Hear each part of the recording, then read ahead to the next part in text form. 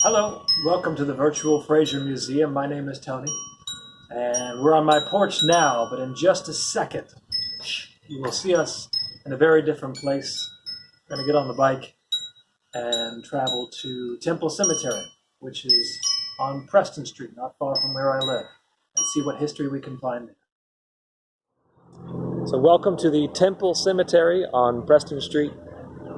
And you don't have to go very far to find history in a cemetery.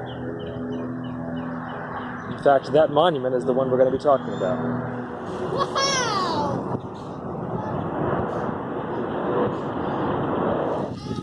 Bye-bye!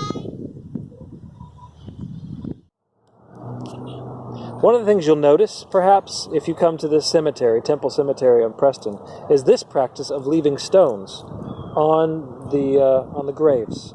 And it's a show of reverence, and it happens often in Jewish cemeteries. And there's a reason for it, but I think the best way to do that, or to give you that information, is I'm going to put a link in the comments section to a really great article that goes into much greater detail than I ever could. But it is a show of reverence, and sometimes you'll see them all over the grave sites. But it's kind of beautiful, really.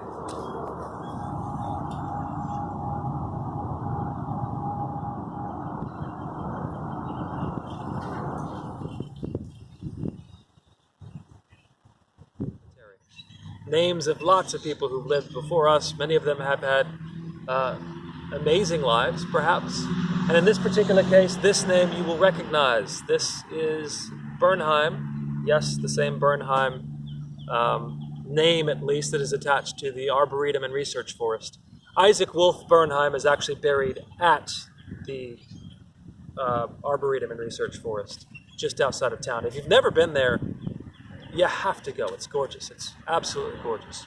But this is a memorial for his parents, one of whom is actually buried here, his mother, Fanny Bernheim, Fanny Weil Bernheim. She was remarried after his father died, his birth father.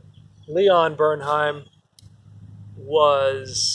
died when Isaac was 9, and so he is not buried here, but this is a memorial to him. But beyond that, I want to mention his brother. You see right here, Bernard Bernheim was a steadfast partner with Isaac Wolf Bernheim in all of his business dealings, for the most part, here in Louisville. They both Isaac started in Paducah and then wrote a letter for his brother to come over. And so his brother came over in 1872, and they worked at the same business for a little while for a couple owners of a wholesale business. They had been promised a partnership, but that didn't pan out, so they struck out on their own and made their own business, which grew to something enormous, little by little. And at some point, they realized that they weren't reaching enough people, and they needed to move the business, so they came here to Louisville.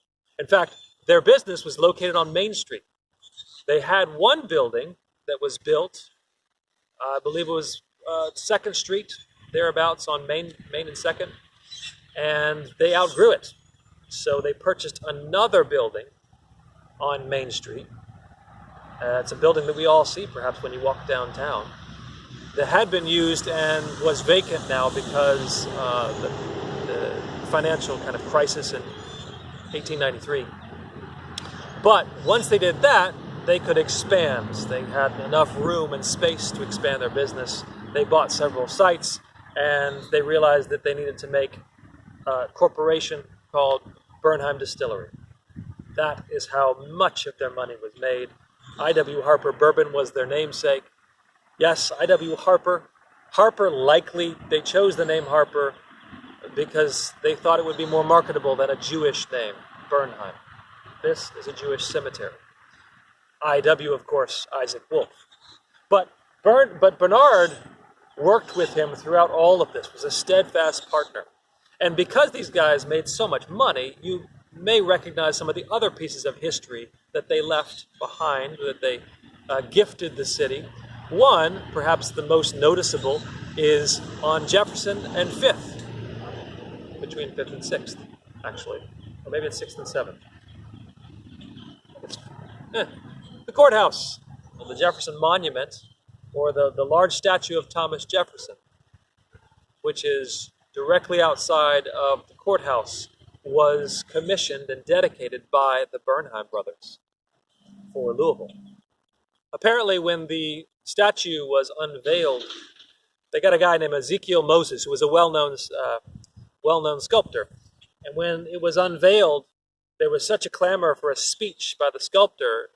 He was rather introverted. He kind of jumped behind the mayor and wouldn't speak at all. Then they asked for Bernheim to speak, and he gestured no, and they started the music up.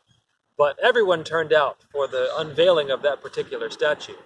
We can thank, of course, the Bernheim family for that. There was also a statue of Abraham Lincoln right next to the main library, the main branch of the Louisville Free Public Library. Again, dedicated and commissioned by the Bernheim brothers. So as I say, there is history all around you. And you just got to go right in the gates and look to your right at the Temple Cemetery to find perhaps one of the biggest names at the time in Louisville.